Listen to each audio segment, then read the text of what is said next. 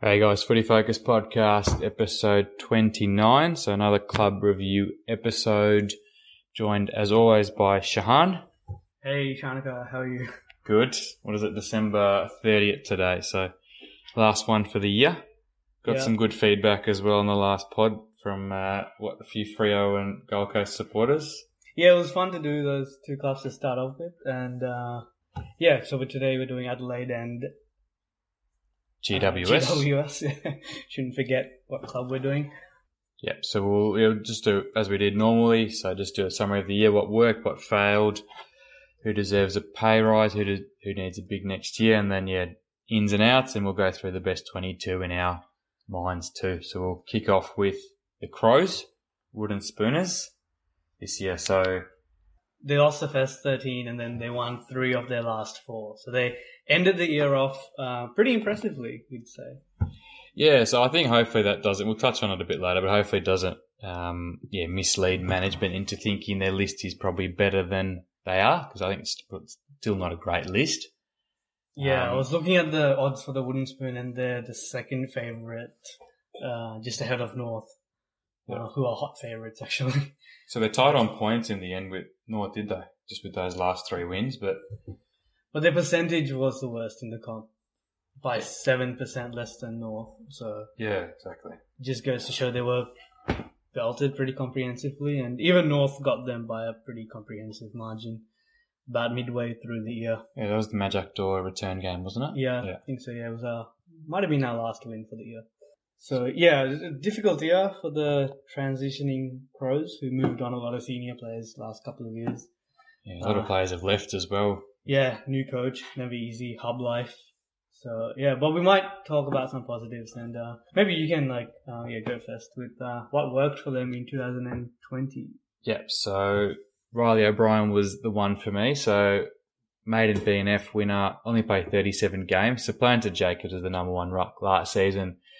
When Jacobs was out with injury, then he had to go to the Giants and he's retired a year later. So, yeah, I think probably his endurance is this key skill for him. His round the ground work is probably top 5 maybe in the comp. But, yeah, I think probably lacks the tap work skill. So I think the addition of Thilthorpe hopefully will help support him. So I don't think he's a premiership or finals quality ruckman just at this stage anyway.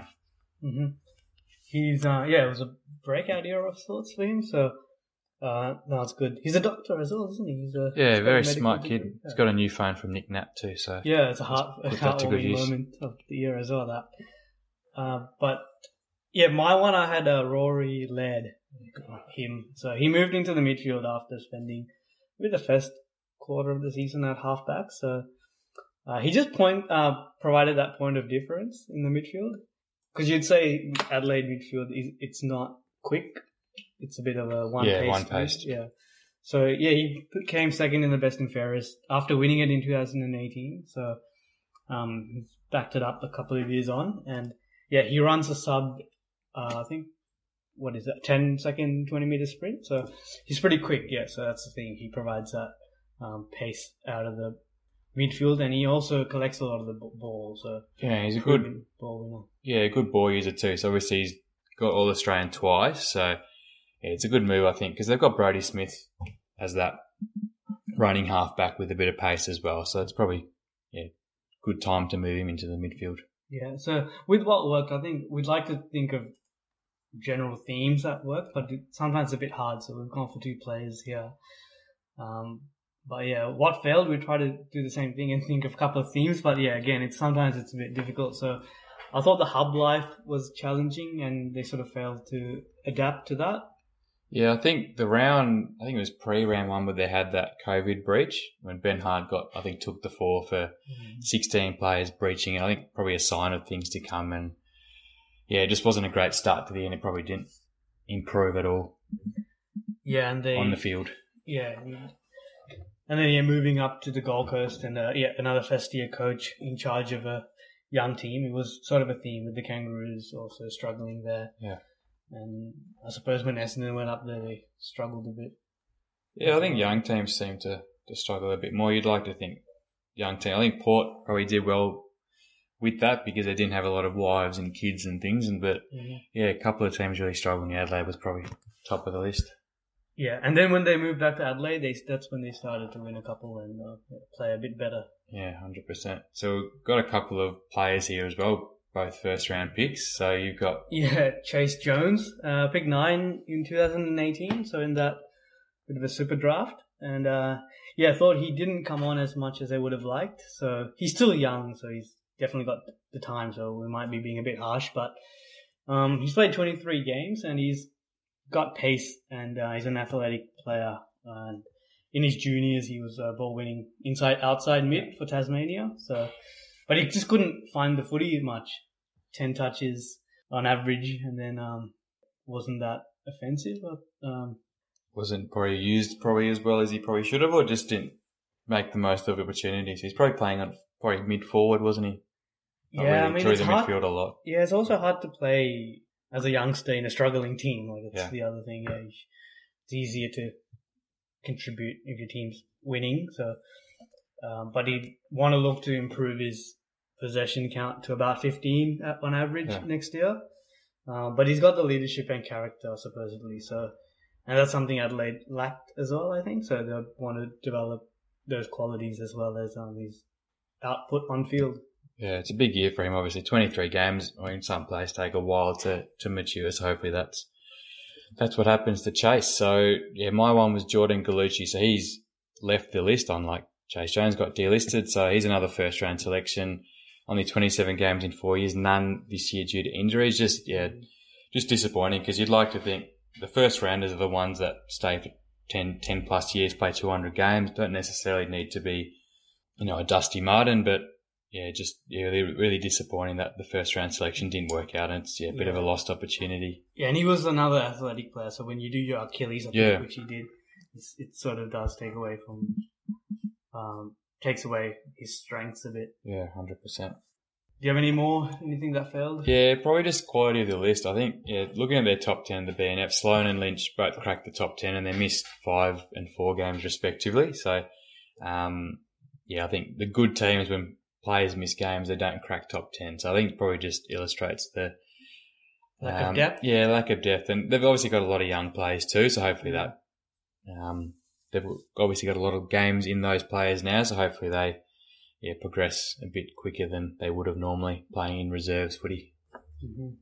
Talk about who deserves a pay rise. You've got unlikely one. Ben Keays, I think he's been getting a bit of recognition. Yeah. I think one of the it was delisted, I think from delisted. Brisbane, It's an academy pick from them, wasn't he? Yeah, it was an academy pick. He didn't quite develop and couldn't crack into that Brisbane team, so Adelaide gave him a chance, picked him up, and he played all but one game this year. So played run with rolls, and probably lacks a bit of polish and speed, but he's a very competitive player, and his disposal, it's not too bad. Like the games I watched him, it wasn't it wasn't a standout, it wasn't classy or anything, but he made safe choices. So I think provides not a very big body, but he's a sort of medium midfielder with that aggression, and I think he did pretty well to play his role in the team. Yeah, I think that's the thing. You need role players. Not everyone can be like you said, a Rory Laird or even a Brodie Smith or Rory Sloan. So you need those role players. So hopefully he continues. Yeah, he's still progression young. Now. Yeah, he's still young. So might be early 20s. So he's still got. Hopefully he can stay in the side and help these kids. Even provide that bigger body for the Shoals and McHenrys and everyone. Yeah. Schoenbergs. Yeah. So in terms of, I didn't think anyone else deserves a pay rise. I'd probably keep an eye on Brodie Smith if the club settles him down at halfback. I think moved into the midfield a little bit throughout the season, and there's a few youngsters like Lockie Scholl and Schoenberg as well, but it's probably too young, probably too early to give them a pay rise after one year or a few games. So move on to who needs a big 2021. Yes, so I went with another 2018 draftee in Ned McHenry. So, it was I think it was a bolter in that draft. So we went in the first round. And, he's, again, someone that they'll look and hope to develop into a consistent contributor next year. So probably didn't get as much opportunity this year. Don't know if he was injured. Don't know much about him, unfortunately. But in the Sandful last year, he averaged 18 touches, which is pretty good for a youngster, 19, 20-year-old. So he brings that tackling pressure and good decision making as his attributes. So if he can apply those into the team and improve their forward line, I think it'll put the pressure on McAdam and the Schoenberg types to perform. Yeah, I think Crows need players like him just to stamp their place in the best 22 because, definitely a first-round pick. But, you need those players.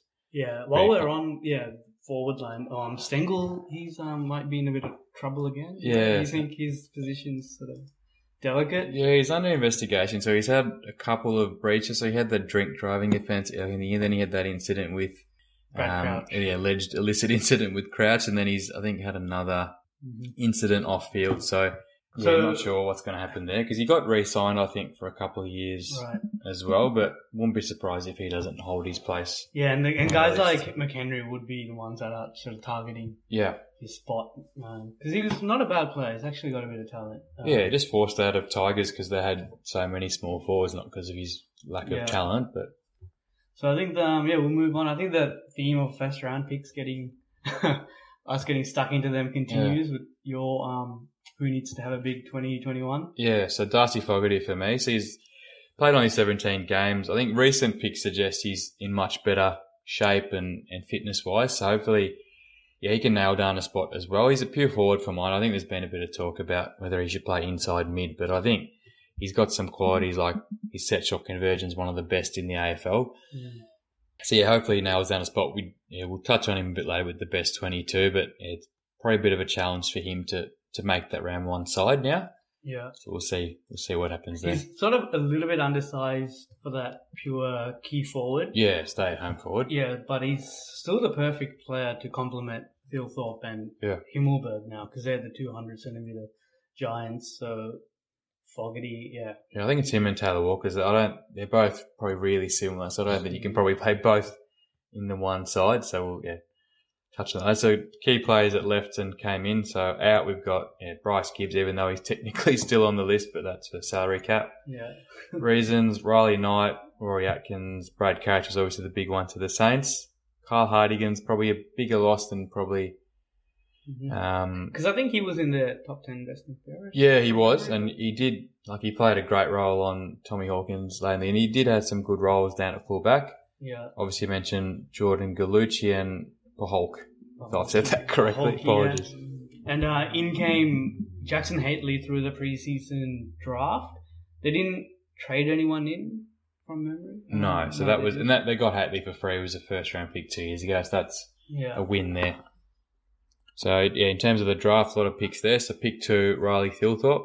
Yeah, Riley, he was touted as like a very high pick, so it ended up going pick 2 after the Crows bid on Ugelhagen. He had a bit of injury issues this year, so he didn't exactly dominate this Sandful, and he sat out the last month or so. But he's an athletic 201 centimetre in that Grundy mould. Yeah. So good below his knees and can play as another midfielder, even though he'll be rucking. But I think he'll be like forward ruck more. So. Yeah, I think flexibility is key with him. Probably why they picked him pick 2. Yeah, he should probably play a few games next year, I'd imagine. I think just with a developing list, I'd probably keep him in there the whole year. You need to get games in these players as well. Continuing the local trends, pick 11 was Luke Pedler. Yeah, this guy was the real bolter of the draft. So inside mid, don't know too much about him, but inside midfield stocks, especially with an aging midfield, I'd say. Yeah. And Brad Crouch not being there, I suppose. Yeah, 100%. And then pick 23, Braden Cook. Yeah, as a winger, half forward. So he played Sandful under 18s footy, I think, and can kick bags. I think he kicked a couple of 5 goal bags. Yeah. So he'd be something. He might be a little bit light, so he might not play a lot of games. He might have to put on some more weight. But his goal kicking is his strength. Pick 25, Sam Berry. So is that a relation to the No. Lions Berry brothers? No, I think this Berry is from a different part of Victoria, country Victoria, I think. Okay. So, no relation, but he still plays in a similar manner, like a hard inside mid sort of player. And he's a two-way mid, so I see him as a potential Sloan replacement. So, Sloan's a very good two-way mid, so this guy, Berry, does the same thing. So, he averaged 6.5 tackles a game in his, I think last year in the NAB League. So, no, I wouldn't have minded him at the Kangaroos. He would have, I think he's got potential, so keep an eye out for him. Yeah, big 38, James Rose. He's the son of Stephen. Well, he's one of the local radio with I did with Mark Bickley the last few years. Port supporter too, but anyway. Mature age forward is James. So he'll come in and he'd want to put pressure on the Stengels, McAdams, and kicked 82 goals in 34 games at Sandford level across the last couple of years. Yeah, forced his way into the AFL, those stats. Yeah, so you'd think he'd probably be one of the most likely players to get games early. Yeah, him and Thilthorpe. Yeah, and a rookie, Bryce Gibbs. Is that any Gibbs. Relation? Young Gibbs. Do you reckon he's the first player to go number 1 pick in the national and rookie drafts? Yeah, surely. I wouldn't have thought there'd be anyone else, but I think like we mentioned before, just for salary cap. So, with the payout, I think he's got to be on the list. All right, so we might go to our best 22 for 21. I'll read it out and maybe we'll give some comments at the end. Yeah. So not halfback. Fullback. Yeah. In the pocket, Luke Brown, Daniel Talia, and Tom Duday, and halfback, Andrew McPherson, Fisher Mackesy, and Brodie Smith. Centre, Will Hamill, Rory Sloan, and Wayne Millerer. Half forward is Chayce Jones, Riley Thilthorpe, and Tom Lynch. Pockets, McAdam, full forward Himmelberg, and Rowe in the other pocket. O'Brien in the ruck, and Crouch, and Laird, and Ruck Rover. Bench, we got Scholl, Keays, Haitley, and Schoenberg. And the guys to just miss out and emergencies are Fogarty, Jake Kelly, Luke Pedler, and Paul Seedsman. Yeah, so there's no spot for Taylor Walker. So, no spot for Fogarty as well in the best 22. So, you think, I guess, Fogarty or Walker would push their way in, or we probably playing Thilthorpe and Himmelberg? Yeah, I'd like to see Fogarty or Walker, one of them in, but just for balance and looking at the future and getting games into players that you want to develop. I just couldn't find a spot. Yeah. Tom Lynch might be the one to make way, but Tom Lynch, I think, provides more and is more consistent. Yeah, he's been consistent for 4 to 5, probably longer than that now. Yeah. Just unlucky with the injury last year, but he's a good link between midfield and forward, and he's not too tall like Thilthorpe, Himmelberg, and Riley O'Brien. I think they're all 200 centimetre or close to. So, to play Walker or Fogarty, just, too tall, I would have thought, in the forward line. The way the game's moving, like if you look at Richmond, they don't go too tall. They go the opposite. They go shorter. So if Walker or Fogarty is to come in, then you're looking at Thilthorpe and Himmelberg not being on the team. But they provide a chop out for O'Brien, so I'd rather keep him there. So you got some better depth than I thought. Just with all those draftees, like you've got pick 11, pick 23, pick 25, not in the best 22 as well. James Rowe, I think, is the only draftee apart from Thilthorpe that's in the best 22. Lockie Scholl really came on at the end of the year too, so you'd like to think he's best 22 and probably starting half-back line in the future.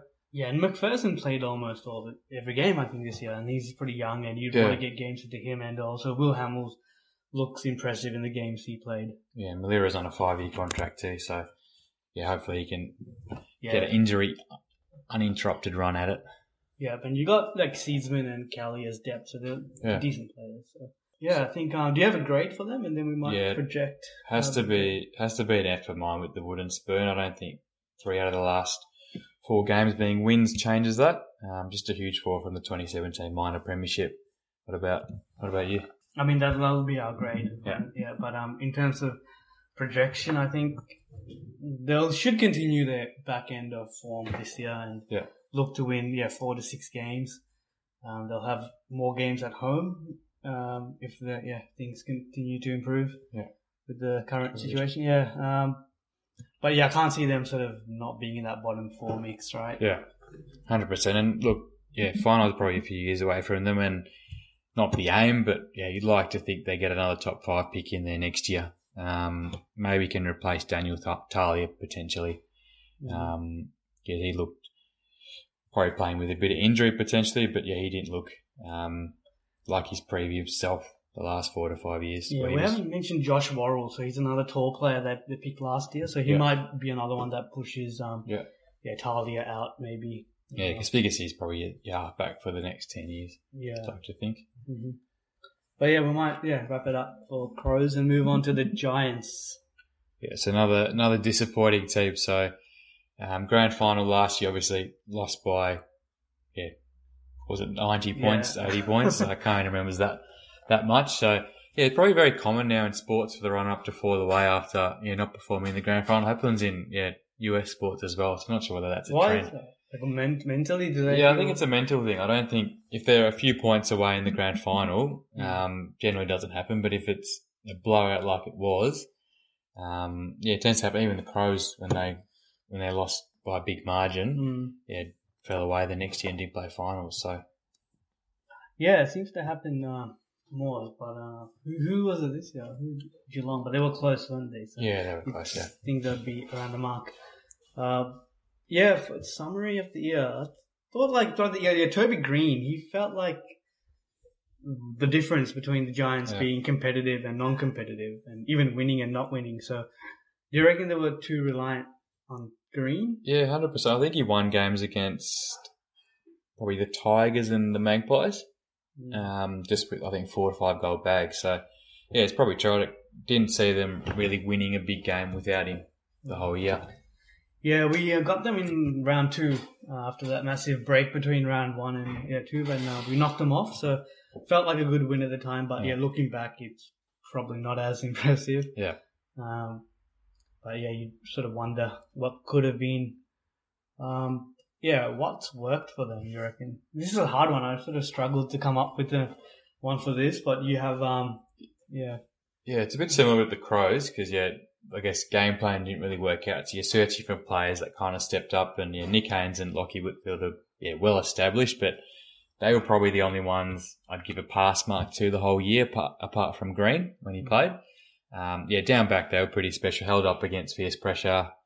Haynes got his maiden All-Australian selection, and there's probably no better ball user and gut runner than Whitfield. So without those two, it probably would have been a couple of more losses and maybe a bottom 4 finish. It's going to be interesting to see how they continue that next year, especially with Aiden Core not playing and Heath Shaw retired. So they'd want maybe Ash to step up into that Heath Shaw role. Yep. And I think Sam Taylor will be back from injury to take that position. He just had some unluckiness with injury this year.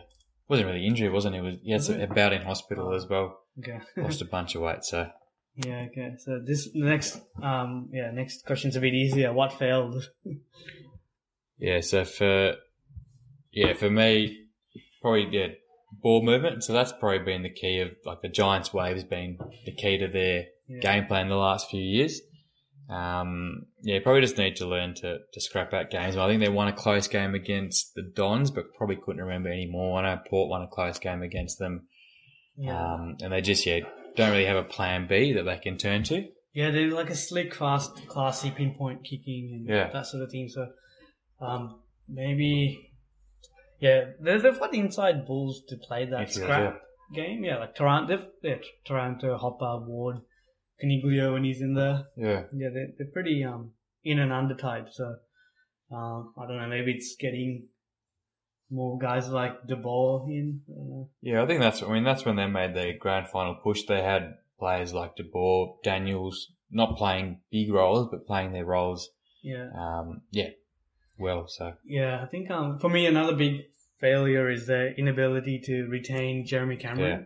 I was a bit shocked when he decided to leave. I mean, you get conditioned because he doesn't sign and sort of trade period comes along and there's talk and stuff. But if you asked me this time last year, would Jeremy Cameron stay a Giant forever? I would have thought he would. Yeah, you thought he's loyal, loved the anonymity of Giants, but obviously Geelong probably provides that as well.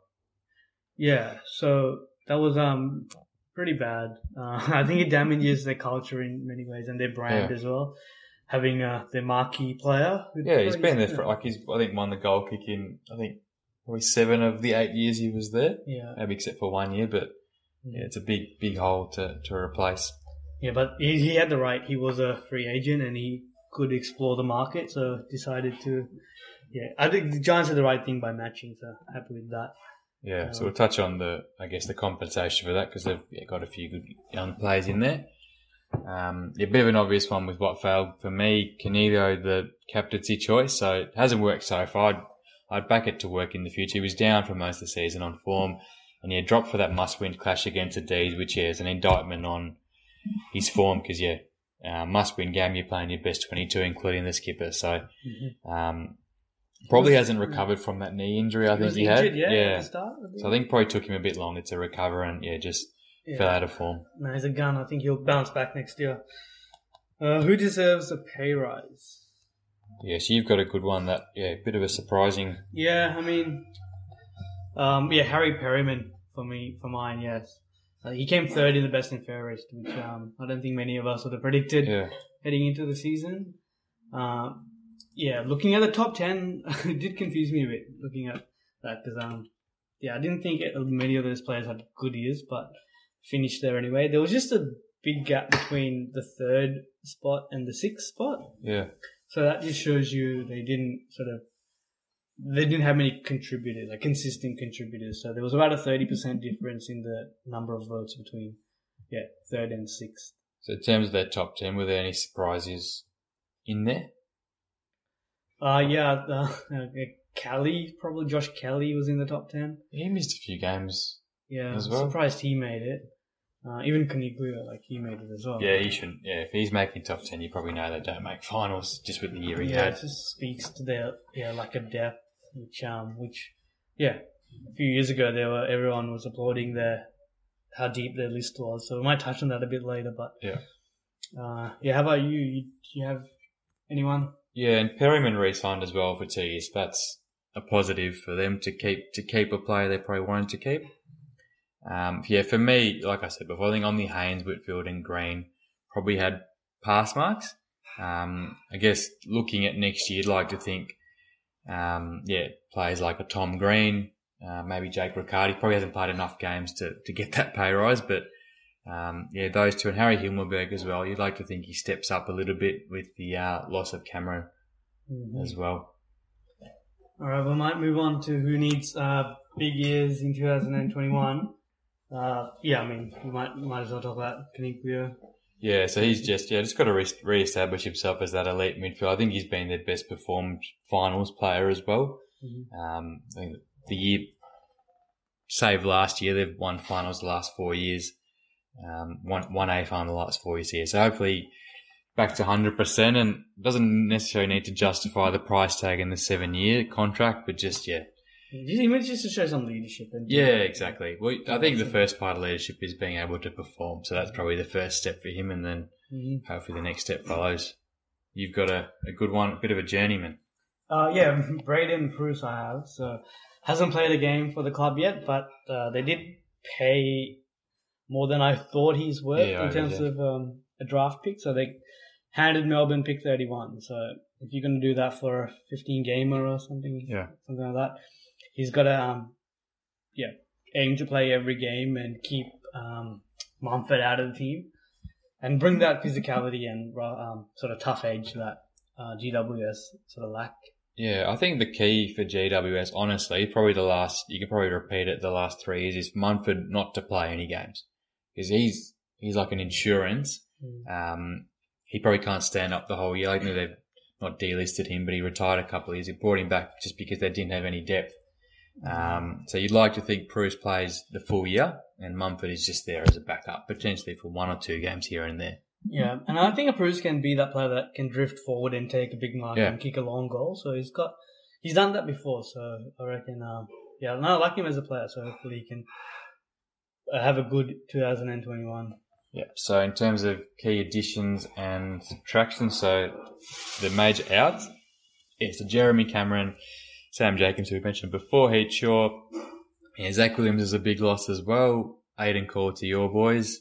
Zach Langdon back home, wasn't it, to Eagles? Yeah. And Jai Caldwell to the Dons. And you can add Jackson Hately in there too, another first-round pick that's left. Decent crop of talented kids. Probably all best 22 apart from maybe Jacobs and Langdon. So maybe Shaw just as well. So it's a big loss of that. Yeah, a hit to their depth. Brought in Jesse Hogan and Braden Pruce, like we mentioned. Yeah, and Hogan might be the one that I don't think he's going to replace Cameron's output, but if he can stand up and just perform the way his talent should suggest, I don't think the Cameron loss will be as big as probably we thought. Yeah, we mentioned this last week. Yeah, just getting out of that AFL bubble of Melbourne and even Perth. Yeah, he's not gone back home too. Yeah, being in Sydney might do him a world of good, and he can concentrate on footy and getting the best out of his abilities. Yeah, 100%. Because I don't think Himmelberg and Riccardi are number one key forwards. I think Hogan's that franchise forward, if you like. So, yeah, 100%. Yeah.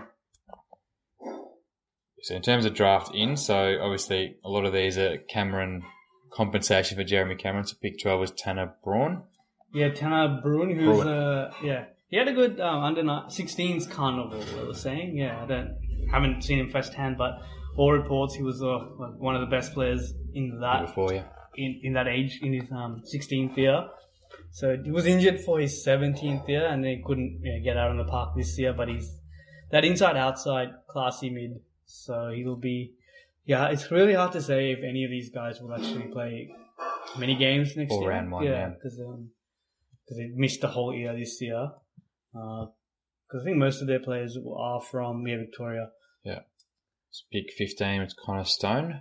Yeah, this guy, another one who bolted on the night. So I think he had a lot of fans in that sort of 15 range, and pick 15. He went to the Giants, and he's that dynamic, tall, sort of tallish winger forward type. I think he was compared to Jaden Stevenson, so he's got that. But he's also got leadership qualities. So I think, from memory, maybe he's a St. Kevin's school captain or something. Can't exactly remember. But so hopefully, he can be that goal-kicking mid in the future. Yeah, pick 18 is Ryan Angwin. Yeah, Angwin. So he's another bolter who came from nowhere almost. So good athletic profile in terms of endurance, and he has a high footy IQ. So I think he came from the same club as Dersma. So I think he was quite close with Dersma. I read as well. Got some tips off him during the year. Yeah. So he's a bit light, 74 kilos. So probably won't play that many games. So a couple of picks in the 50s. So Cameron Fleet. Yeah, not sure. Don't know much about him, but a medium defender. And the mature ager with pick 59, Jacob Weir. Yeah, Jacob Weir or Ware, I'm not too sure. So 22-year-old from the Sandful. So he gets his opportunity, so he can provide some depth to that backline with Heath Shaw gone. Yeah, so rookie, they've kept Sam Reid on the list and picked up Zach Sproul.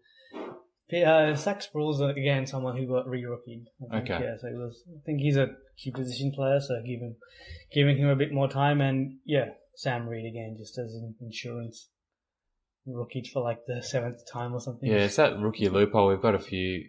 I think Eddie Betts is a rookie next year as well, so it's that rookie loophole, which hopefully will change in the future. Yeah, David King wasn't a fan of that. Yeah, wanted rookies to be rookies and not to the mature ages. Yeah, 100%.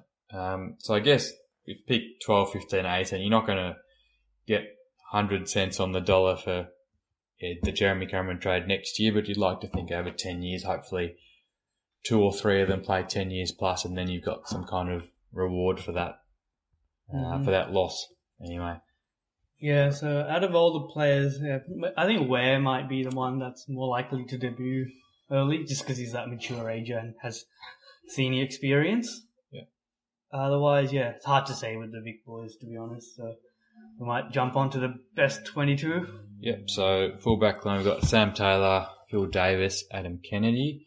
Half-back line, Lockie Whitfield, Nick Haynes, Lockie Ash.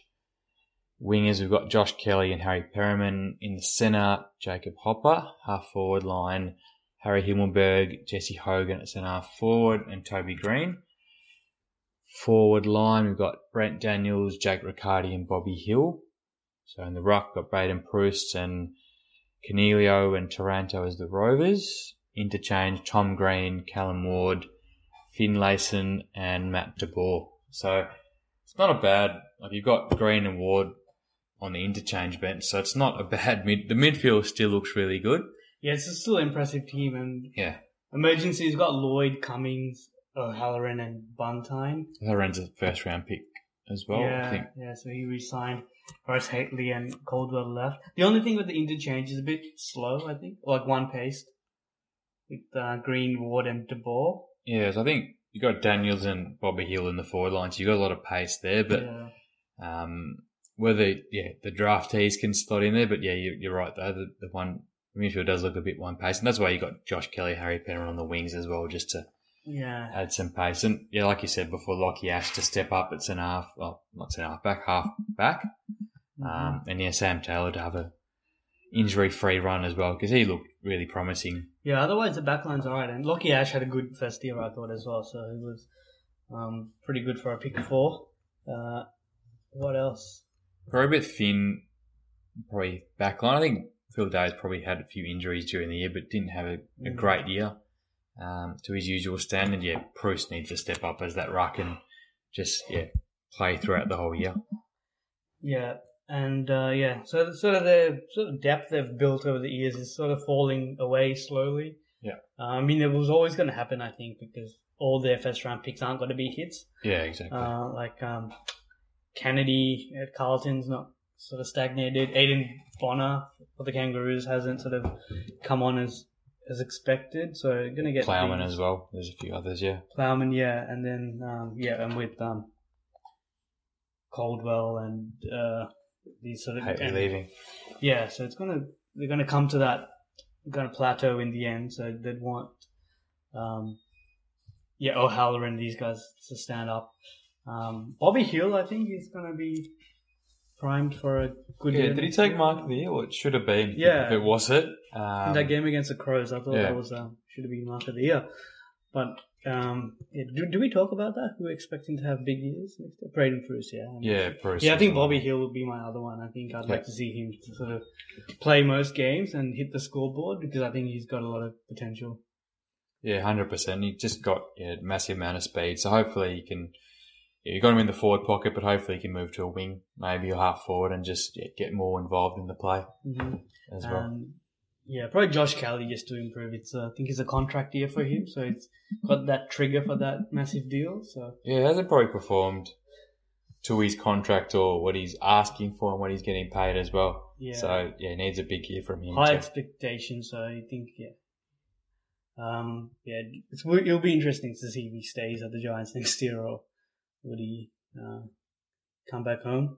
Yeah, well, I think he was named captain. I think standing captain a few years ago too. So hopefully. Yeah, he sticks around because you won't want Cameron leaving 1 year, Josh Kelly leaving the next. Mm-hmm. You got I'm sure Whitfield's coming under contract soon. You've got a lot of other players, Tim Taranto. You want all these players to stay, especially with Callum Ward coming to the end as well. Yeah. Okay. Yeah. So it's still a bloody good team. It's still especially if Hogan can stand up. Because I think that number one key forwards and the ruck, they're probably the two positions you'd want to. If you cop a few injuries, they're looking at the Lloyd's, Cummings, and Buntine. Buntine, who hasn't really kept a spot the whole career anyway. All right. So what's your grade for the year and projection for next year? Well, I think the grade is going to be an F again. Yeah. Another F, yeah. Bit harsh, but I think missing finals after you make the grand final, you deserve that. Yeah, 100%. In terms of next year? Yeah, with this list and a decent run with injuries, I think finals should be a must again. Yeah. Top 4 or probably bottom half of the probably top 8. Yeah, top 6 probably would be good. I think even, to be honest, I think even making finals would be a good result considering they've lost a few players and they'll be blooding a few kids in.